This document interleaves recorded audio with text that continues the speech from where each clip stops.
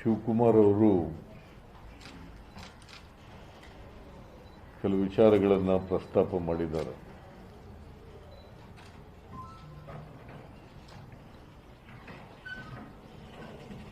ನಾವು ಕೊರೋನಾ ಸೋಂಕಿತರಿಗೆ ಮತ್ತು ಸೋಂಕಿತರಲ್ಲದವರಿಗೆ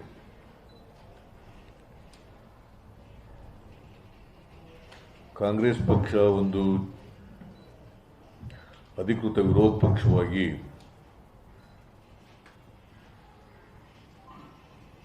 ಈ ಸಂಕಷ್ಟದ ಸಮಯದಲ್ಲಿ ನಾವೇನು ಮಾಡ್ತಾ ಇದ್ದೀವಿ ಎನ್ನುವ ಬಗ್ಗೆ ವಿವರಣೆಗಳನ್ನು ಅವರು ಕೊಟ್ಟಿದ್ದಾರೆ.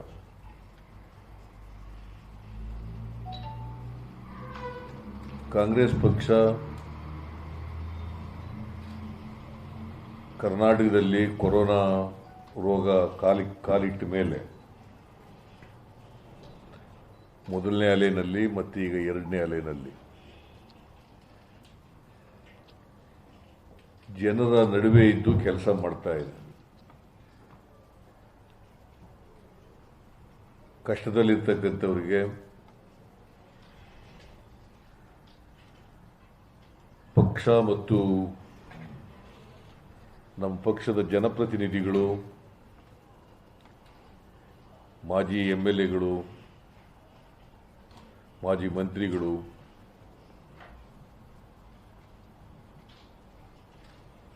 ಲೋಕಸಭಾ ರಾಜ್ಯಸಭಾ ಸದಸ್ಯರುಗಳು ಚುನಾವಣೆಯಲ್ಲಿ ನಿಂತು ಸೋತಂಥ ಅಭ್ಯರ್ಥಿಗಳು ಅವರ ಶಕ್ತ್ಯಾನುಸಾರ ಅವರವರ ಕ್ಷೇತ್ರಗಳಲ್ಲಿ ಮತ್ತು ಅವರ ಜಿಲ್ಲೆಗಳಲ್ಲಿ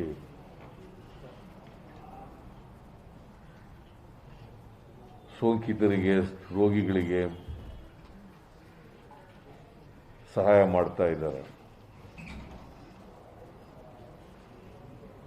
ಈಗ ಅದರ ಅಂಗವಾಗಿ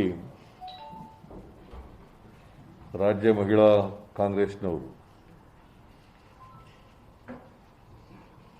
ಮಕ್ಕಳಿಗೆ ಪೌಷ್ಟಿಕತೆಯನ್ನು ಉಂಟು ಮಾಡಲಿಕ್ಕೆ ಹೆಲ್ತ್ ಕಿಟ್ಗಳನ್ನು ಕೊಡ್ತಾ ಇದ್ದಾರೆ. ವಿಶೇಷವಾಗಿ ಬಡ ಮಕ್ಕಳಿಗೆ, 12 ವರ್ಷದ ಒಳಗಡೆ ಇರ್ತಕ್ಕಂಥ ಮಕ್ಕಳಿಗೆ ಹೆಲ್ತ್ ಕಿಟ್ಗಳನ್ನು ಕೊಡ್ತಾ ಇದ್ದಾರೆ. ಇವತ್ತು ಅದಕ್ಕೆ ಚಾಲನೆಯನ್ನು ನಾನು ಮತ್ತು ಅಧ್ಯಕ್ಷರು, ನಮ್ಮ ಎಲ್ಲ ಮುಖಂಡರುಗಳು ಕೊಡ್ತಾ ಇದ್ದೀವಿ. ನಿಮಗೆಲ್ಲ ಗೊತ್ತಿದೆ, ನಮ್ಮ ಸರ್ಕಾರ ಇದ್ದಾಗ ಮಕ್ಕಳಿಗೆ ಬಿಸಿ ಊಟ, ಬಿಸಿ ಹಾಲು, ಪೌಷ್ಟಿಕಾಂಶಗಳು ಇರತಕ್ಕಂಥ ಟ್ಯಾಬ್ಲೆಟ್ಗಳು ಕೂಡ ನಾವೆಲ್ಲ ಕೊಡ್ತಾ ಇದ್ದೋ. ಈಗ ಶಾಲೆಗಳು ನಡೀತಾ ಇಲ್ಲ, ಬಿಸಿ ಊಟನೂ ಸಿಗ್ತಾ ಇಲ್ಲ, ಬಿಸಿ ಹಾಲು ಸಿಗ್ತಾ ಇಲ್ಲ. ಜೊತೆಗೆ ನಾವು ಕೊಡ್ತಿದ್ದಂಥ 7 kg ಅಕ್ಕಿನೂ ಕೂಡ 2 kg ತಂದು ನಿಲ್ಲಿಸ್ಬಿಟ್ಟಿದ್ದಾರೆ. ಸೊ ಬಡವರಿಗೆ ವಿಶೇಷವಾಗಿ ಪೌಷ್ಟಿಕಾಂಶ ಸಿಗಲ್ಲ. ಹಾಲಿನಲ್ಲಿ ಕ್ಯಾಲ್ಸಿಯಂ ಸಿಗ್ತಿತ್ತು, ಆ ಕ್ಯಾಲ್ಸಿಯಂ ಸಿಗಲ್ಲ. ಬೇರೆ ವಿಟಮಿನ್ಸ್ ಇರ್ತಕ್ಕಂಥ ಆಹಾರ ಪದಾರ್ಥಗಳು ಸಿಗ್ತಿದ್ದು, ಅವೆಲ್ಲ ಸಿಗೋದಿಲ್ಲ ಈಗ. ಊಟಕ್ಕೆ ತೊಂದರೆ ಆಗಿದೆ, ಕೆಲಸ ಇಲ್ಲ ಬಡವರಿಗೆ, ಕಾರ್ಮಿಕರಿಗೆ. ಅವರು ಊಟ ಒದಗಿಸ್ಕೊಳ್ಳದೆ ಕಷ್ಟ ಆಗಿದೆ 2 ಹೊತ್ತು. ಅಂಥದ್ರಲ್ಲಿ ಪೌಷ್ಟಿಕವಾದಂಥ ಆಹಾರವನ್ನು ಅವ್ರ ಮಕ್ಕಳಿಗೆ ಒದಗಿಸ್ತಕ್ಕಂಥದ್ದು ಭಾಳ ಕಷ್ಟದ ಕೆಲಸ. ಅದಕ್ಕೆ ಒಂದು ಸಣ್ಣ ಪ್ರಮಾಣದ ಸಹಾಯ ಮಾಡಬೇಕು ಅಂತೇಳಿ ಮಹಿಳಾ ಕಾಂಗ್ರೆಸ್ನವರು, ಡಾಕ್ಟರ್ ಪುಷ್ಪಾವತಿ ಮತ್ತು ಅವರ ಸಂಗಡಿಗರು ಈ ಒಂದು ಹೆಲ್ತ್ ಕಿಟ್ಟನ್ನು ಕೊಡ್ತಕ್ಕಂಥ ಕಾರ್ಯಕ್ರಮ ಹಮ್ಮಿಕೊಂಡಿದ್ದಾರೆ. ಇದರಲ್ಲಿ ವಿಟಮಿನ್ಸ್ ಇರ್ತಕ್ಕಂಥ ಟ್ಯಾಬ್ಲೆಟ್ ಇದ್ದಾವೆ, ಸಿರಪ್ ಇರ್ತದೆ, ಬಿಸ್ಕಟ್ಸ್ ಎಲ್ಲ ಇರ್ತವೆ. ಆಮೇಲೆ ಮಾಸ್ಕು, ಮಕ್ಕಳಿಗೆ ಮಕ್ಕಳ ಸೈಜು ಮಾಸ್ಕು ಕೊಡ್ತಕ್ಕಂಥದ್ದು. ಭಾಳ ಜನ ಮಾಸ್ಕ್ ತೆಗೆದುಕೊಡೋಕ್ಕೂ ಕೂಡ ಕಷ್ಟದ ಕೆಲಸ ಇದೆ. ಇನ್ನು ಮಾಸ್ಕು ಹೀಗೆ ಇವೆಲ್ಲ ಇರ್ತಕ್ಕಂಥ ಒಂದು ಕಿಟ್ಟನ್ನು ಮನೆಗೆ ತಲುಪಿಸ್ತಕ್ಕಂಥ ಕೆಲಸ ಮಾಡ್ತಾರೆ. ಇಡೀ ರಾಜ್ಯಕ್ಕಾಗದೇ ಇರಬಹುದು, ಆದರೆ ಒಂದು ಪ್ರಯತ್ನ ಬಡವರಿಗೆ ಸಹಾಯ ಮಾಡ್ತಕ್ಕಂಥದ್ದನ್ನು ಮಾಡ್ತಾ ಇದ್ದಾರೆ. ಅದಕ್ಕೆ ಇವತ್ತು ಚಾಲನೆ ಕೊಟ್ಟಿದ್ದೀವಿ. ನೀವು ಎಲ್ಲ ನೋಡಿದ್ದೀರಿ ಏನೇನು ಕೊಡ್ತೀವಿ ಅಂತಕ್ಕಂಥದ್ದು ಅವರು ಪ್ರದರ್ಶನ ಮಾಡಿದ್ದಾರೆ. ನೀವು ಮಾಧ್ಯಮದವರೆಲ್ಲ ಕೂಡ ನೋಡಿದ್ದೀರಿ. ನಾನು ಮಹಿಳಾ ಕಾಂಗ್ರೆಸ್ನವರಿಗೆ ಈ ಸಂದರ್ಭದಲ್ಲಿ ಅಭಿನಂದನೆಗಳನ್ನು ಸಲ್ಲಿಸಲಿಕ್ಕೆ ಬಯಸ್ತಾ ಇದ್ದೇನೆ.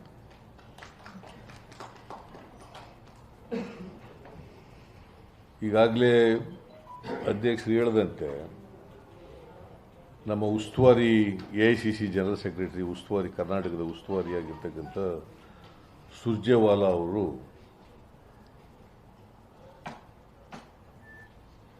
ಇಡೀ 30 ಜಿಲ್ಲೆಗಳು ಅಧ್ಯಕ್ಷರುಗಳನ್ನು ಕರೆದು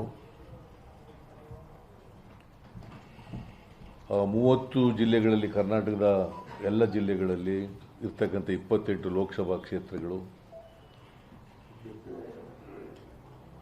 ಪ್ರತಿದಿನ 4 ಲೋಕಸಭಾ ಕ್ಷೇತ್ರಗಳಂತೆ. ಆ 4 ಲೋಕಸಭಾ ಕ್ಷೇತ್ರಗಳಲ್ಲಿ ಬರ್ತಕ್ಕಂಥ ಶಾಸಕರು, ಲೋಕಸಭಾ ಸದಸ್ಯರು, ರಾಜ್ಯಸಭಾ ಸದಸ್ಯರು, ಜಿಲ್ಲಾ ಅಧ್ಯಕ್ಷರುಗಳು, ಸೋತ ಅಭ್ಯರ್ಥಿಗಳು, MLCಗಳು, ಆಮೇಲೆ ಮಾಜಿ ಮಂತ್ರಿಗಳು, MLAಗಳು, ಇವರೆಲ್ಲರನ್ನೂ ಕರೆದು ಸುಮಾರು ಪ್ರತಿದಿನ 3 ಗಂಟೆಗಳ ಕಾಲ ಜೂಮ್ ಮೀಟಿಂಗ್ ಮೂಲಕ ಚರ್ಚೆ ಮಾಡಿದ್ದಾರೆ. ಈಗ ಏನು ಮಾಡಿದ್ದಾರೆ, ಮುಂದೆ ಏನು ಮಾಡಬೇಕು, ಬಡವರು ಸಹಾಯ ಮಾಡಲಿಕ್ಕೆ ಆ್ಯಸ್ ಕಾಂಗ್ರೆಸ್ ಪಾರ್ಟಿ ಈಗೇನು ಮಾಡಿದ್ದೀವಿ ಇಲ್ಲಿವರೆಗೆ, ಮತ್ತು ಮುಂದೆ ಏನು ಮಾಡಬೇಕು ಅಂತಕ್ಕಂಥ ಮಾಹಿತಿಯನ್ನು ಕೂಡ ಕೊಟ್ಟಿದ್ದಾರೆ. ಮಾಹಿತಿ ಕೂಡ ಶೇಖರಣೆ ಮಾಡಿದ್ದಾರೆ. ನಾನು ಕೂಡ ಎಲ್ಲ ಸಭೆಗಳಲ್ಲಿ ಭಾಗಿಯಾಗಿದ್ದೆ. ಶಿವಕುಮಾರೇ ಕರೆದಿದ್ದದು ಸಭೆನ. ಸೊ ಹಾಗಾಗಿ ನಾವು ಏನು ಮಾಡಬೇಕು ಅಂತಲೂ ಕೂಡ ಹೇಳಿದ್ದೀವಿ. ಈಗಾಗಲೇ ಅನೇಕ ಕ್ಷೇತ್ರಗಳಲ್ಲಿ ನಮ್ಮ MLAಗಳು, MLCಗಳು, MPಗಳು ಎಲ್ಲ ಸೋತ ಅಭ್ಯರ್ಥಿಗಳು ಎಲ್ಲರೂ ಕೂಡ ಆಂಬುಲೆನ್ಸ್ಗಳನ್ನು ಒದಗಿಸ್ಕೊಟ್ಟಿದ್ದಾರೆ, ಕಂಟ್ರೋಲ್ ರೂಮನ್ನು ತೆಗೆದಿದ್ದಾರೆ, ಆಕ್ಸಿಜನನ್ನು ಒದಗಿಸ್ಕೊಡ್ತಕ್ಕಂಥ ಕೆಲಸ ಮಾಡಿದ್ದಾರೆ, ಫುಡ್ ಕಿಟ್ಸ್ಗಳನ್ನು ಕೊಟ್ಟಿದ್ದಾರೆ, ಮೆಡಿಸಿನ್ ಕಿಟ್ಗಳನ್ನು ಕೊಟ್ಟಿದ್ದಾರೆ,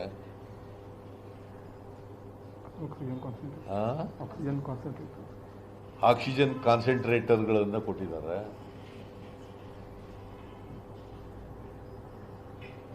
PPE ಕಿಟ್ಗಳನ್ನು ಕೊಟ್ಟಿದ್ದಾರೆ.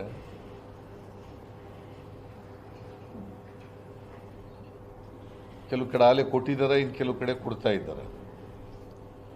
ಸೊ ಇದನ್ನ 224 ವಿಧಾನಸಭಾ ಕ್ಷೇತ್ರಗಳಲ್ಲೂ ಕೂಡ ನಡೆದಿದೆ. In all the 224 constituencies, not a single constituency is left out.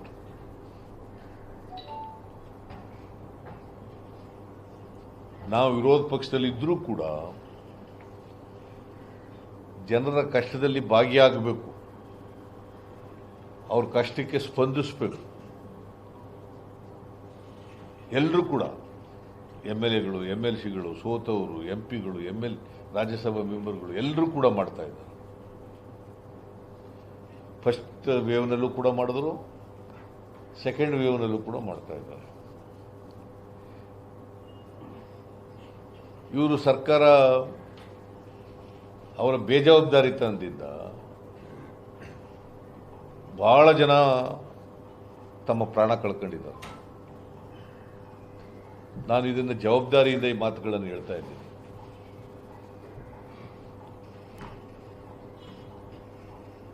Chamarajanagar ಗೊತ್ತಾಯಿತು. ಅದ್ರ ಬೆಳಕಿಗೆ ಬಂತು ಎಷ್ಟು ಜನ ಸತ್ತಿದ್ದಾರೆ ಅಂತ. ಆಕ್ಸಿಜನ್ ಕೊರತೆಯಿಂದಲೇ 36 ಜನ ಸತ್ತಿದ್ದಾರೆ. ಈಗ ಸರ್ಕಾರನೂ ಕೂಡ ಒಪ್ಕೊಂಡಿದೆ. ಮಂತ್ರಿ ಸುಳ್ಳು ಹೇಳಿದ್ರು ಅಂತ ತೀರ್ಮಾನ ಆಗ್ಬಿಟ್ಟದೆ, ಈಗ ಸಾಬೀತಾಗ್ಬಿಟ್ಟದೆ. ಯಾಕಂದರೆ 24 ಜನಕ್ಕೆ 7 ಲಕ್ಷ ರೂಪಾಯಿ ಕೋರ್ಟ್ ಕೊಡಬೇಕು, ಪರಿಹಾರ ಕೊಡಬೇಕು ಅಂತ 24 ಜನಕ್ಕೆ ಕೊಟ್ಟಿದ್ದಾರೆ. ದಟ್ ಮೀನ್ಸ್ ಗೌರ್ಮೆಂಟು ಆಕ್ಸಿಜನ್ ಇಲ್ಲದೇನೆ 24 ಜನ ಸತ್ತಿರೋದು ಸರಿ ಅಂತ ಒಪ್ಕೊಬಿಟ್ಟಿದ್ದಾರೆ. ಒಂದು ವೇಳೆ ನಾನು ಡಿ ಕೆ ಶಿವಕುಮಾರ್ ಅಲ್ಲಿ ಹೋಗಿದ್ರೆ ಅದು ಬೆಳಕಿಗೆ ಬರ್ತಿರ್ಲಿಲ್ಲ. ಇದು ಒಂದು ಉದಾಹರಣೆ ಅಷ್ಟೇನೆ. ಚಾಮರಾಜನಗರದಲ್ಲಿ it is so happen in all the districts, not only in Chamarajanagar, in all the other 29 districts. ಸಾವಿರಾರು ಜನ ಸತ್ತಿದ್ದಾರೆ ಪಾಪ. ಆಕ್ಸಿಜನ್ ಇಲ್ದೇನೆ, ವೆಂಟಿಲೇಟರ್ ಇಲ್ದೇನೆ, ಆಕ್ಸಿಜನ್ ಬೆಡ್ ಇಲ್ದೇನೆ, ICU ಬೆಡ್ ಇಲ್ದೇನೆ, ರೆಮ್ಡಿಸಿವಿರ್ ಇಲ್ದೇನೆ.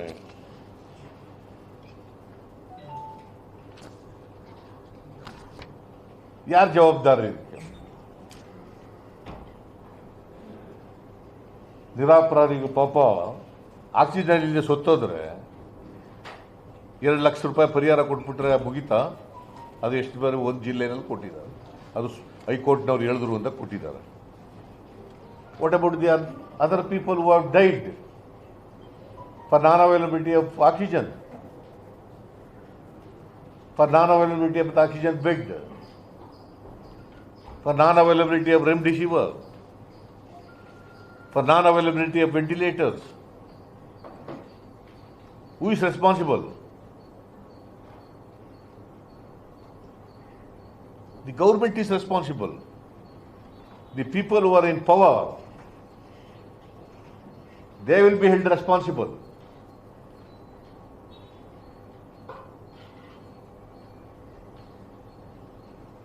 See, ಇಷ್ಟೊಂದು ನರಹಂತಕ ಸರ್ಕಾರ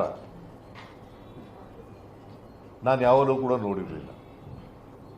the most irresponsible, most careless, most inhuman government we are having in Karnataka. ಯಡಿಯೂರಪ್ಪನವರಂಥ ಅಸಮರ್ಥ ಮುಖ್ಯಮಂತ್ರಿ, worst chief minister in the country,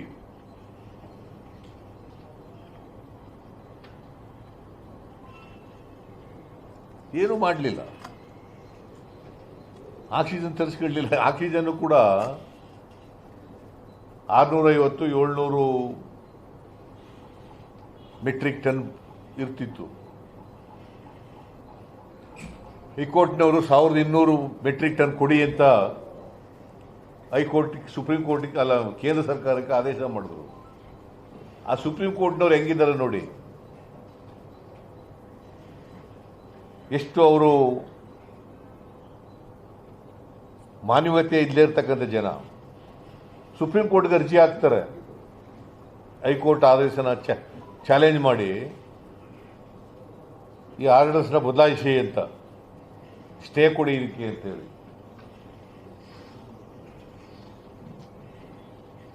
supreme ಕೋರ್ಟ್ನವರು stay ಕೊಡಲ್ಲ. ಕೇಂದ್ರ ಸರ್ಕಾರ ರಾಜ್ಯ ಸರ್ಕಾರಕ್ಕೆ ದಬಾಯಿಸ್ತಾರೆ, ಯಾಕ್ರಿ ನೀವು ಹೋದ್ರಿ ಇದು ಮಾಡಿದ್ರಿ ಅಂತ.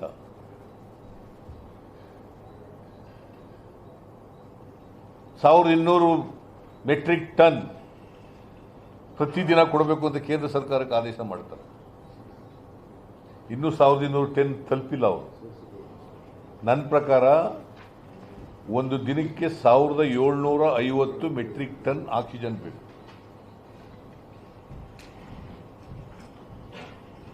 ಈಗ 1050-1100 ಮೆಟ್ರಿಕ್ ಟನ್ ಅಷ್ಟೇ ಸಿಗ್ತಾ ಇರೋದು. So the government is ಮಿಸರಬಲಿ failed.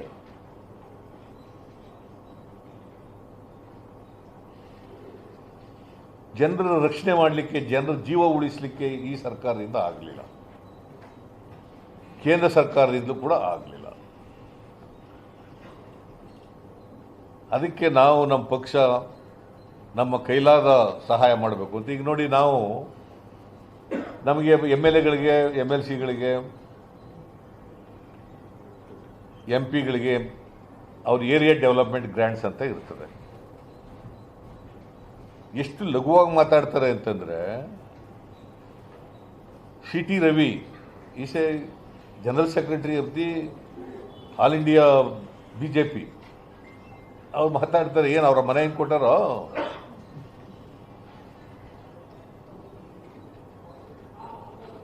ಈಗ ಇವರು ರಾಜ್ಯ ಸರ್ಕಾರ ಕೊಡೋದು ಅವ್ರ ಮನೆಯಿಂದ ಕೊಡ್ತಾ ಇದ್ದಾರಾ?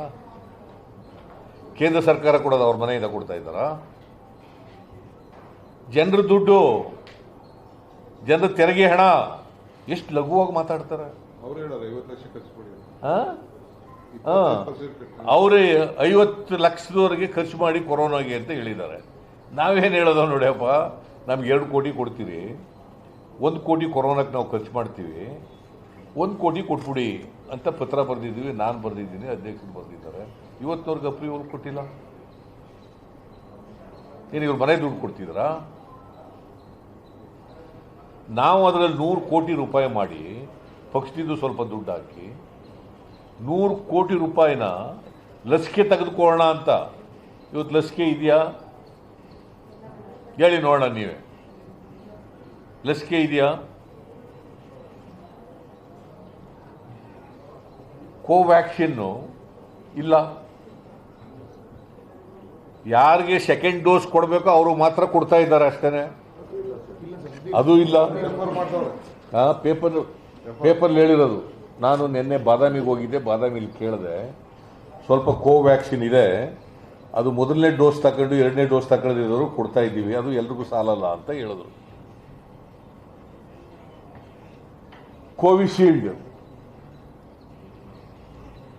ಅದು ಕೂಡ ಇಲ್ಲ.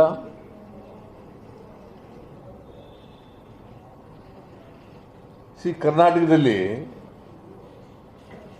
5 ಕೋಟಿ 12 ವರ್ಷದವ್ರು ಬಿಟ್ಟು, ಅದಕ್ಕಿಂತ 18 ವರ್ಷದಿಂದ ಮೇಲ್ಪಟ್ಟವರಿಗೆ 5 ಕೋಟಿ 11 ಲಕ್ಷ ಜನರಿಗೆ ಹಾಕಬೇಕು. ಈಗ 1 ಕೋಟಿ ಚಿಲ್ಲರೆ ಹಾಕಿದ್ದಾರೆ. ಇನ್ನು 4 ಕೋಟಿ ಚಿಲ್ಲರೆ ಹಾಕಬೇಕು ವ್ಯಾಕ್ಸಿನ್. 4 ಕೋಟಿ ಅಂದರೆ 2 ಡೋಸ್ ಅಂದರೆ ಎಷ್ಟು ಬೇಕು vaccine? More than 8 crores. More than 8 crore. ಎಷ್ಟು 8 crore? ಒಬ್ರಿಗೆ 2 ಅಂತಂದರೆ 4. 8 ಕೋಟಿ ವ್ಯಾಕ್ಸಿನ್ ಬೇಕಲ್ಲ. ಎಲ್ಲಿದೆ ಇವ್ರ ಹತ್ರ? ಸುಳ್ಳು ಹಾಕ್ರಿ, ಹೇಳ್ತೀರಿ ಜನಗಳಿಗೆ. B transparent. ಪ್ರೈವೇಟ್ ಆಸ್ಪತ್ರೆಗೆ ಕೊಟ್ಟಿದ್ದಾರೆ, ಅವರು ಓಪನ್ ಮಾರ್ಕೆಟ್ನಲ್ಲಿ ತಗೊಂಡಿದ್ದಾರೆ, ಅವ್ರಿಗೂ ಬೆಲೆ ನಿಗದಿ ಮಾಡಿ ಕೊಟ್ಬಿಟ್ಟಿದ್ದಾರೆ. ಅದು ಒಂದೊಂದು ಆಸ್ಪತ್ರೆ ಒಂದೊಂದು ಬೆಲೆ ನಿಗದಿ ಮಾಡಿಬಿಟ್ಟಿದ್ದಾರೆ. ಪ್ರೈವೇಟ್ ಆಸ್ಪತ್ರೆ ಅವರು ಕೂಡ ಲೂಟು ಹೊಡಿತಾ ಇದ್ದಾರೆ. ಒಂದೊಂದು ಹಾಸ್ಪಿಟಲ್ ಒಂದು ಕಡೆ 1200, ಒಂದು ಕಡೆ 900, ಒಂದು ಕಡೆ 1000 ರೂಪಾಯಿ. ಏಕರೂಪದ ದರ ಇಲ್ಲ ಇವರಿಗೆ. ಅವ್ರ ಜೊತೆ ಕೂಡ ಸೇರ್ಕೊಂಡ್ಬಿಟ್ಟವ್ರೆ, ಕೊಲ್ಲುಡಾಗ್ಬಿಟ್ಟಿದ್ದಾರೆ. ಈಗ ಒಂದೇ ಕೋವಿಶೀಲ್ಡ್ ಕೊಡಬೇಕಾದ್ರೆ ಒಂದು ಆಸ್ಪತ್ರೆಯಲ್ಲಿ 1200, ಒಂದು ಆಸ್ಪತ್ರೆಯಲ್ಲಿ 1000 ರೂಪಾಯಿ, ಒಂದು ಆಸ್ಪತ್ರೆಯಲ್ಲಿ 900 ರೂಪಾಯಿ ಅಂತ ಯಾಕೆಪ್ಪ? ಒಂದೇ ರೇಟ್ ಇರಬೇಕಲ್ಲ ಎಲ್ಲ. ಕೋವ್ಯಾಕ್ಸಿನ್ ಒಂದೇ ರೇಟ್ ಇರಬೇಕಲ್ಲ ಎಲ್ರಿಗೂ. ಸೊ ಅವರು ಬಿಟ್ಬಿಟ್ಟಿದ್ದಾರೆ, ಅವ್ರು ಇಷ್ಟ ಬಂದಾಗಿ ದುಡ್ಡು ವಸೂಲು ಮಾಡೋಕ್ಕೆ. ಅವ್ರ ಜೊತೆ ಸ್ವಲ್ಪ ಶಾಮೀಲ್ ಆಗ್ಬಿಟ್ಟಿದ್ದಾರೆ. ಸರ್ಕಾರಿ ಆಸ್ಪತ್ರೆಗಳಲ್ಲಿ ಸಿಗ್ತಾ ಇಲ್ಲ. ಅದ್ರ ಜೊತೆಗೆ ಈಗ black fungus, white fungus, yellow fungus, ಅವು ಹೆಸರುಗಳು ಬೇರೆ ಬೇರೆ, ಒಂದೇನೇ ರೋಗ, ಅದು ಬೇರೆ ಬಂದ್ಬಿಟ್ಟಿದೆ. ಅದಕ್ಕೆ ಔಷಧಿ ಇಲ್ಲ. So you may not believe, ನಾನು ನಮ್ಮ ಚಿಮ್ಮನಕಟ್ಟಿ ಎಕ್ಸ್ ಮಿನಿಸ್ಟ್ರು ಅವ್ರ ಪತ್ನಿಗೆ ಬಂದ್ಬಿಟ್ಟಿದೆ, ಅವ್ರ ಧರ್ಮಪತ್ನಿಗೆ ಬ್ಲ್ಯಾಕ್ ಫಂಗಸ್ ಬಂದ್ಬಿಟ್ಟಿದೆ. ಒಂದು ದಿನಕ್ಕೆ 4 ರಿಂದ 6 ಇಂಜೆಕ್ಷನ್ ಬೇಕು. ಸುಮಾರು 14 ದಿನ ಬೇಕು, 14 ಡೇಸ್ ಕೊಡಬೇಕು. ಒಂದು ದಿನಕ್ಕೆ 4ರಿಂದ 6 ಇಂಜೆಕ್ಷನ್ ಬೇಕು. ನನಗೆ ಚಿಮ್ಮನಕಟ್ಟಿಯವರ ಹೆಂಡತಿಗೆ ಕೊಡಿಸ್ಲಿಕ್ಕೆ ಎಷ್ಟು ಕಸರತ್ತು ಮಾಡಬೇಕಾಯ್ತು ಅಂತಂದರೆ, ಅಶೋಕನಿಗೆ ಫೋನ್ ಮಾಡಬೇಕಾಗ್ಬಂತು, ಇದು ಸುಧಾಕರ್ಗೆ ಫೋನ್ ಮಾಡಿದೆ, ಚೀಫ್ ಸೆಕ್ರೆಟರಿಗೆ ಫೋನ್ ಮಾಡಿದೆ, ಹೆಲ್ತ್ ಸೆಕ್ರೆಟರಿಗೆ ಫೋನ್ ಮಾಡಿದೆ, ಪ್ರೈವೇಟ್ ಹಾಸ್ಪಿಟ್ಲಿಗೆ ಫೋನ್ ಮಾಡಿದೆ. ಕೊನೆಗೆ ಮಾಡಿ 58 ಕೊಡಿಸೋವರಿಗೆ ಸಾಕಾಗ್ಬಿಡ್ತು ನನಗೆ. 58 ಇಂಜೆಕ್ಷನ್ ಸದ್ಯ ರಿಕವರ್ ಆದರು ಅಂತದ್ದು ಭಾಳ ಸಂತೋಷದ ವಿಚಾರ. ಸೊ ನಾನು ಹೇಳ್ದತ್ತಿಗೇನೋ ಸಿಕ್ತು ಪಾಪ. What about the ordinary citizen? ಏನು ಮಾಡಬೇಕು ಅವರು? ಎಲ್ಲೂ ಸಿಗಲ್ಲ, ಓಪನ್ ಮಾರ್ಕೆಟ್ನಲ್ಲಿ ಸಿಗಲ್ಲ. ಇವ್ರಿಗೇನು ಇವಕ್ಕೆಲ್ಲ ಮಾಹಿತಿ ಇರಲಿಲ್ಲ. ಇವರಿಗೆ ಈ ಕೊರೋನಾ ಬಂದವರಿಗೆ, ಅನ್ಕಂಟ್ರೋಲ್ ಡಯಾಬಿಟಿಕ್ ಇರೋರಿಗೆ, ಆಸ್ಮಾ ಇರೋರಿಗೆ, ರೆಸ್ಪಿರೇಷನ್ ಪ್ರಾಬ್ಲಮ್ ಇರೋರಿಗೆ, ಈ fungus, black fungus, white fungus ಇವೆಲ್ಲ ಬರ್ತವೆ ಅಂತ ಇವ್ರಿಗೇನು ಮಾಹಿತಿ ಇರೋದಿಲ್ವಾ? ಮುಂಜಾಗ್ರತವಾಗಿ ಶೇಖರಣೆ ಮಾಡ್ಕೋಬೇಕಿಲ್ವಾ? ನಮ್ಮ ಯಾರೋ ಒಬ್ರು ಮಂತ್ರಿ ಇದ್ದಾರೆ, ಸದಾನಂದ ಗೌಡ ಅಂತ, ಗೊಬ್ಬರ ಮತ್ತು ರಾಸಾಯನಿಕ ಸಚಿವ.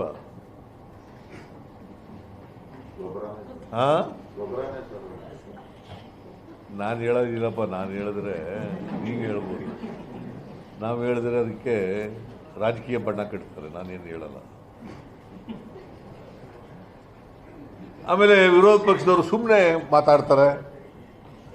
ಇದನ್ನ ಸತ್ಯ ಹೇಳೋದು ಸುಮ್ಮನೆನಾ? ಇದು ಟೀಕೆನಾ? ಇದು is it not A fact? ಎಂಥದ್ದು? ಆಂಪೋಟೆರಿಸಿನ್ ಬಿ, ಆಂಪೋಟೆರಿಸಿನ್ ಬಿ ಇಂಜೆಕ್ಷನ್ ಸಿಗ್ತಾ ಇದೆಯಾ? ಅದು ಹೇಳಿ ನೋಡೋಣ. Let the government come out with the facts and figures. Nowhere it is available. Sadananda Gowda ಸ್ವಲ್ಪ ಕಳಿಸ್ಕೊಟ್ಟಿದ್ದೀನಿ ಅಂತಾರೆ. ಎಲ್ಲರಿಗೂ ಸ್ವಲ್ಪ ಅಲ್ರಿ, ಇಲ್ಲಿ ಪೇಷೆಂಟ್ಗಳು ಎಷ್ಟು ಜನ ಇದ್ದಾರೆ? ಈಗ ನಾನು ಬಾಗಲಕೋಟೆಯಲ್ಲಿ 41 ಜನ ಪೇಷೆಂಟ್ಗಳಿದ್ದಾರೆ, ಬಾದಾಮಿನಲ್ಲಿ 4 ಜನ ಇದ್ದಾರೆ.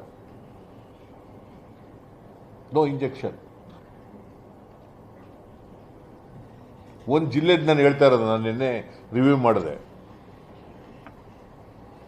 ಬಾಗಲಕೋಟೆಯಲ್ಲಿ 41 ಜನ ಬ್ಲ್ಯಾಕ್ ಫಂಗಸ್ ಆಗ್ಬಿಟ್ಟದೆ. ಕೆಲವು ಸೀರಿಯಸ್ ಇದೆ, ಒಬ್ಬರು ಬಾದಾಮಿಲಿ ಸತ್ತೋಗ್ಬಿಟ್ಟಿದ್ದಾರೆ.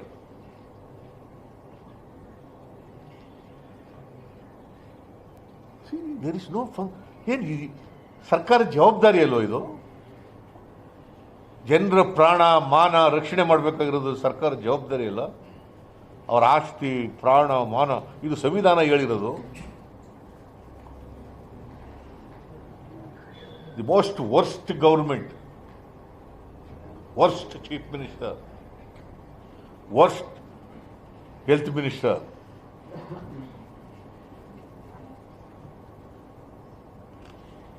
ಏನು ಆಗಿಲ್ಲ ಅನ್ನೋ ಥರ ಇದ್ದಾರಪ್ಪ. ಆಮೇಲೆ ಏನು ಒಬ್ಬೊಬ್ಬ ಒಂದೊಂದು ಮಂತ್ರಿ.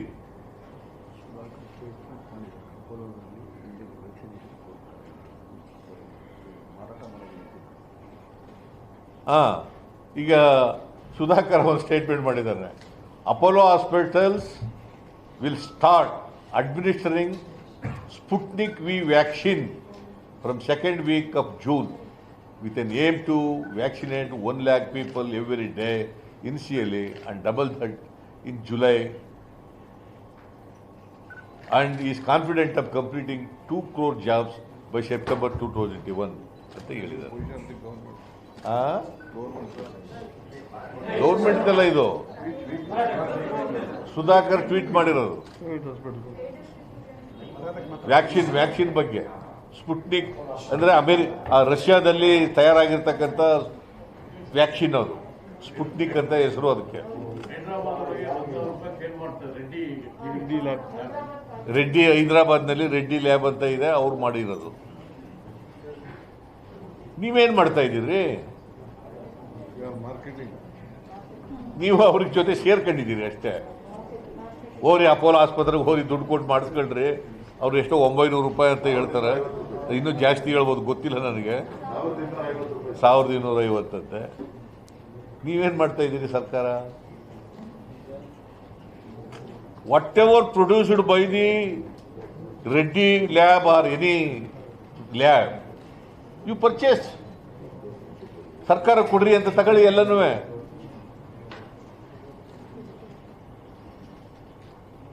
ಅದನ್ನು ಮಾಡಕ್ಕೆ ಇವ್ರಿಗೇನು ಬಂದಿರೋದು?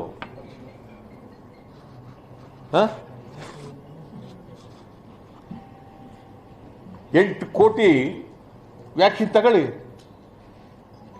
ಎಲ್ಲೆಲ್ಲಿ ಸಿಗ್ತದೆ ಎಲ್ಲ ಕಡೆ ತಗೊಳ್ಳಿ. ಬೇರೆ ರಾಜ್ಯದಲ್ಲಿ ಸಿಗುತ್ತೆ ತಗೊಳ್ಳಿ, ಹೊರದೇಶದಲ್ಲಿ ಸಿಗುತ್ತೆ ತಗೊಳ್ಳಿ. ಹೊರದೇಶದಿಂದ ತರಿಸ್ಕೊಳ್ಳೋದು ಕಷ್ಟ. ತಗೊಂಡು ಕೊಡಿ ಎಲ್ರಿಗೂ. ಅಲ್ಟಿಮೇಟ್ಲಿ ಇನ್ನು ಬಾಕಿಯವೆಲ್ಲ ಟೆಂಪ್ರರಿ ಮೆಜರ್ಸ್. ಮಾಸ್ಕ್ ಹಾಕೊಳ್ಳೋದು, ಫೇಸ್ ಶೀಲ್ಡ್ ಹಾಕೊಳ್ಳೋದು, ಗ್ಲೌಸ್ ಹಾಕೊಳ್ಳೋದು, ಸ್ಯಾನಿಟೈಸ್ ಮಾಡ್ಕೊಳ್ಳೋದು, ಇವೆಲ್ಲ temporary. The only solution is vaccination. ಎಲ್ಲರಿಗೂ ವ್ಯಾಕ್ಸಿನೇಟ್ ಮಾಡೋದೇ ಸೊಲ್ಯೂಷನ್. 2 ಡೋಸು ಪ್ರತಿಯೊಬ್ಬರಿಗೂ ಕೂಡ ವ್ಯಾಕ್ಸಿನೇಟ್ ಮಾಡಿದ್ರೆ ಸುಮಾರು 80% ಈ ಕಾಯಿಲೆನ ಪ್ರಿವೆಂಟ್ ಮಾಡೋಕ್ಕೆ ಸಾಧ್ಯ. 80%. ಅಮೆರಿಕಾ, ಯುರೋಪ್ ಕಂಟ್ರೀಸ್ನಲ್ಲಿ, ರಷ್ಯಾದಲ್ಲೆಲ್ಲ 90% ಮಾಡಿದ್ದಾರೆ. So that is the only way. ಇದ್ರ ಕಡೆ ಗಮನ ಕೊಡಬೇಕು ನೀವು. Prime minister of the country, chief ministers of all states. See, health subject ಇದೆಯಲ್ಲ, it's a state subject. Health subject is a state subject as per the constitution.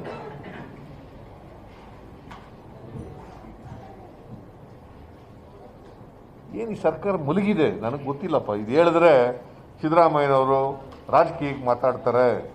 ನನಗೊಂದು ಪತ್ರ ಬರೆದಿದೆ, ಯಾರು ಬರೆದಿದ್ದೀನಿ ಅಂತ ಇವತ್ತು ಬಂದಿದೆ ಪತ್ರಿಕೆಯಲ್ಲಿ. ಜೋಶಿ ಫ್ಯಾಕ್ಟ್ಸ್ ಆ್ಯಂಡ್ ಫಿಗರ್ಸ್ ಕೊಡೋಕ್ಕೆ ಇವರೇ ಆಗಬೇಕಾ? ನಾವು 20 ಕೋಟಿ ಹಾಕ್ಬಿಟ್ಟಿದ್ದೀವಿ ಅಂತ ಇವರೇ ಬೆಂತಟ್ಕೊಳ್ಳೋದು. 138 ಕೋಟಿ ಇರೋದು ನಮ್ಮ ದೇಶದಲ್ಲಿ ಜನಸಂಖ್ಯೆ. 20 ಕೋಟಿ ಜನರು ಕೊಟ್ಬಿಟ್ಟಿದ್ದೀವಿ ಅಂತ ಬೆಂತಟ್ಗಳು.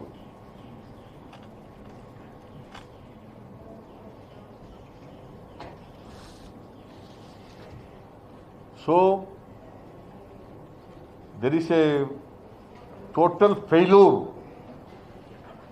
on the part of the government, on the part of the chief minister, on the part of the health minister.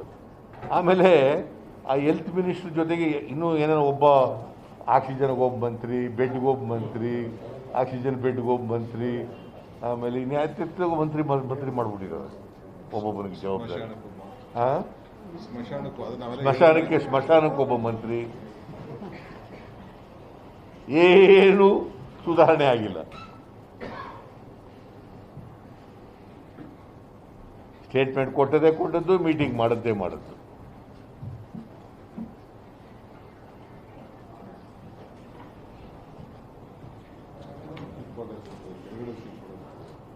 So ಅದರಿಂದ ನಾವು ನಮ್ಮ ಪಕ್ಷದಿಂದ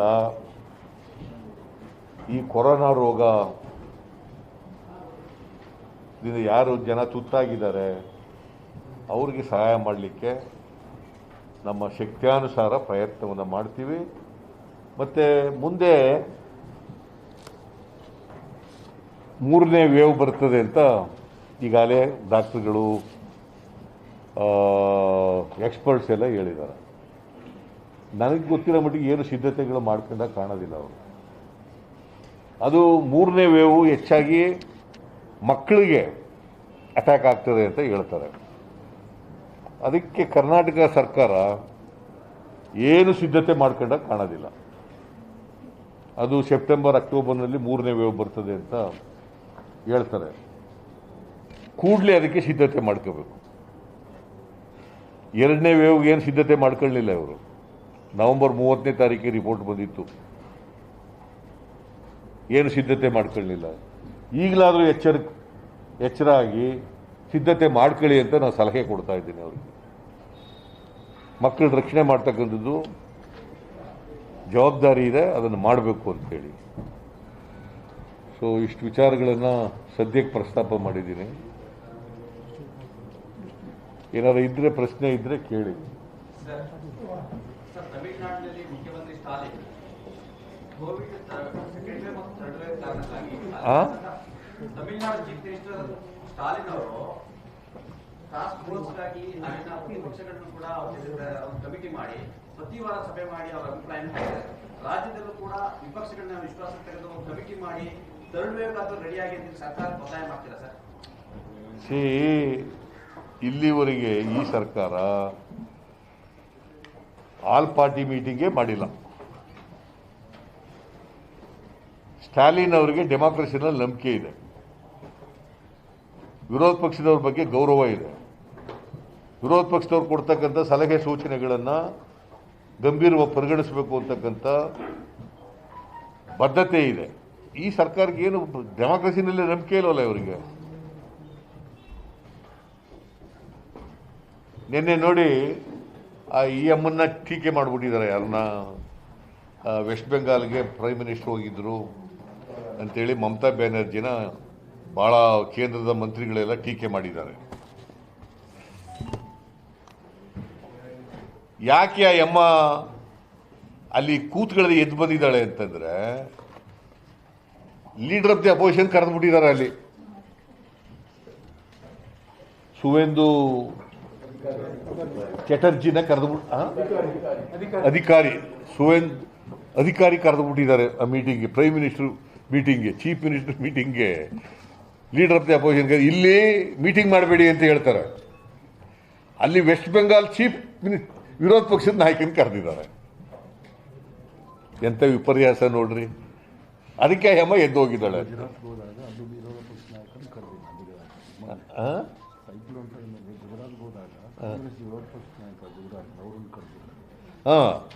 ಈಗ ಗುಜರಾತ್ಗೆ ಹೋದಾಗ ಅಲ್ಲಿ ವಿರೋಧ ಪಕ್ಷದ ನಾಯಕರು ಯಾರು? ಕಾಂಗ್ರೆಸ್ ಅಲ್ವಾ? ಕರಿಬೇಕಾಗಿತ್ತಲ್ಲ ಅವ್ರನ್ನೂ. Why united only BJP parties leader of the opposition in West Bengal. ಆಮೇಲೆ ಎಮ್ಮನ ಮೇಲೆ ಟೀಕೆ ಮಾಡೋದು, ಪ್ರೋಟೋಕಾಲ್ ಪ್ರಕಾರ ಮಾಡಿಲ್ಲ ಅಂತೇಳಿ ಎಮ್ಮ ಪ್ರತಿಭಟನೆ ಮಾಡಿ ವಾಕೌಟ್ ಮಾಡಿದ್ದಾರೆ ಅಷ್ಟೇ. ಇವರಿಗೆ ಡೆಮಾಕ್ರಸಿನೇ ಇಲ್ಲ. ಒಂದೊಂದು ರಾಜ್ಯದಲ್ಲಿ ಒಂದೊಂದು. ಇಲ್ಲಿ ನಮ್ಮ ರಾಜ್ಯದಲ್ಲಿ ನಾನು ಜೂಮ್ ಮೀಟಿಂಗ್ ಮಾಡ್ತೀನಿ ಅಂದರೆ ಮಾಡೋಕ್ಕಾಗಲ್ರಿ. ನಾನು I am the shadow chief minister, leader of the opposition ಅಂತಂದ್ರೆ it's a shadow chief minister, it's a constitutional post. ಹಾಗಾದ್ರೆ ನಮ್ಮನ್ನೆಲ್ಲ ಇನ್ಫಾರ್ಮೇಶನ್ ಕಮಿಷನ್ ಮಾಡಬೇಕಾದ್ರೆ ನಾವು leader of the opposition member ಆಗಿರ್ತಾರೆ. ಯಾಕೆ ಇರಬೇಕು ಹಾಗಾದ್ರೆ?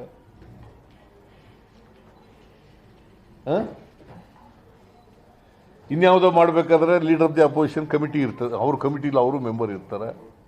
ವಿರೋಧ ಪಕ್ಷದವ್ರನ್ನ ವಿಶ್ವಾಸಕ್ಕೆ ಯಾಕೆ ತಗೋಬೇಕು ಹಾಗಾದ್ರೆ? Am I not entitled to take the information from the officers? ನಾನು ಇನ್ಫಾರ್ಮೇಶನ್ ಇಲ್ದೇನೆ how can I safeguard the interest of the people of this country, of the state? Without information, how can I safeguard? Leader of the opposition is expected to know.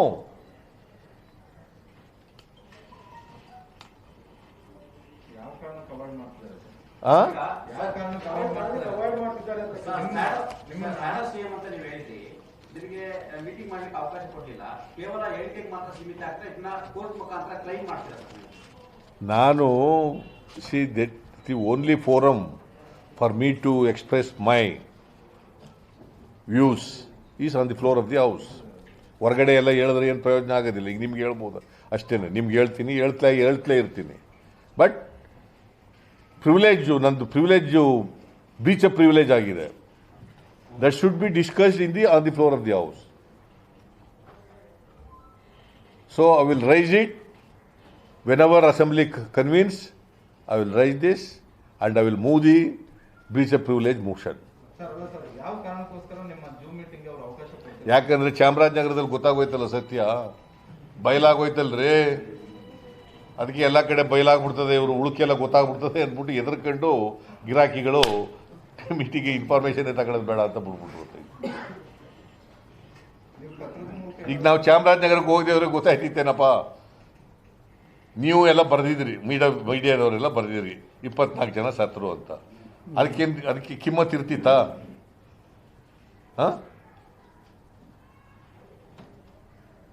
ನೀವು ಬರೆದ ಮೇಲೆ ನಾವು ಓದ್ದು ಅಲ್ಲಿಗೆ.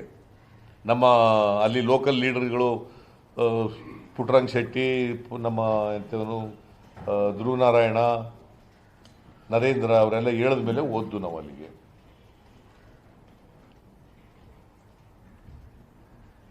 ನಾವು ಹೋಗದೆ ಹೋದ್ರೆ ಸತ್ಯನೇ ಹೊರಗಡೆ ಬರ್ತಿರ್ಲಿಲ್ಲ.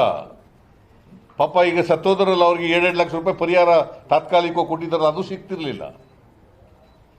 3 ಜನ ಸತ್ತಿರೋದಪ್ಪ ಅಂದ್ಬಿಟ್ಟು ಮುಚ್ಚಾಕ್ಬಿಡೋದು ಹೊತ್ತಿಗೆ. ಅದಕ್ಕೆ ಸತ್ಯ ಬಂದ್ಬಿಟ್ಟು ಗೊತ್ತಾಗ್ಬಿಡ್ತದೆ ಎಲ್ಲ ಜಿಲ್ಲೆಗಳಲ್ಲೂ ಕೂಡ ಅಂತೇಳಿ ನನಗೆ ಮೀಟಿಂಗ್ ಕರೀಬಾರ್ದಾಗಿ ಮಾಡಿಬಿಟ್ಟಿದ್ದಾರೆ. ಜೂಮ್ ಮೀಟಿಂಗ್ ಕರೀಬಾರ್ದಾಗಿ ಮಾಡಿಬಿಟ್ಟಿದ್ದಾರೆ. They are afraid.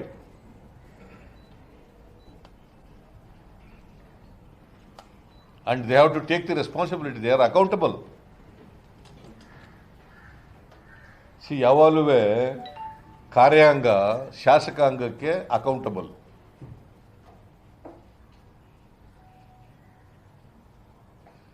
ನ್ಯಾಯಾಂಗ is not accountable to executive. But executive is accountable to legislature.